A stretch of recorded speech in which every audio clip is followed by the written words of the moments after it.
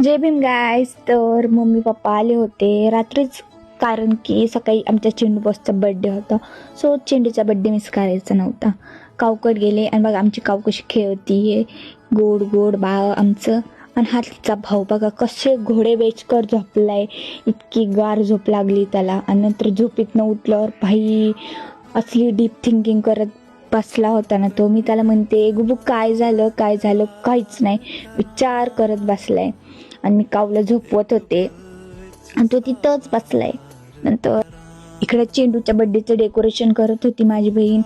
चेंडू भाई इतका खुश होता, खुशी का माहोल आहे बंदे में, कारण त्याच्या बड्डेचं डेकोरेशन होते. नंतर मी आवरलं आणि बघा माझ्या मम्मीचा लुक, बिकॉज तिच्या लाडक्या भाच्याचा बड्डे होता म्हणून एवढी तयार झाली होती. आणि नंतर आम्ही वरी गेलो आणि बघा गुब्या रेडी होऊन बसला होता. नंतर सगळे आले आणि मावशीला यायला उशीर झाला होता नाशिकवरनं, कारण मम्मी आधीच आलती आणि नंतर आली होती. सो त्यांना खूप उशीर झाला होता, त्यांच्यासाठी वाट बघत थांबलो होतो.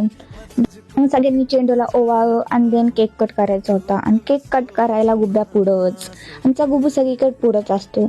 नंतर गिफ्ट द्यायची बाहेर आली. सो चेंडूला गिफ्ट जे पाहिजे होतं, त्याला 3 महिन्यापासून तो मम्मीच्या मागं लागला होता.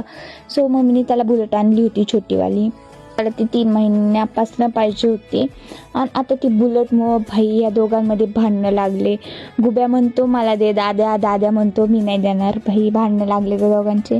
पण नंतर त्या दोघांना शांत केल्यानंतर जेवाय बसले आणि मग पिल्याची क्लिप घेत होते. पिला म्हणत असेल भाई ही मला सुखाने जेव पण देत नाही, मी पण जेवण केलं. सो असा आता माझा आजचा दिवस. Okay bye.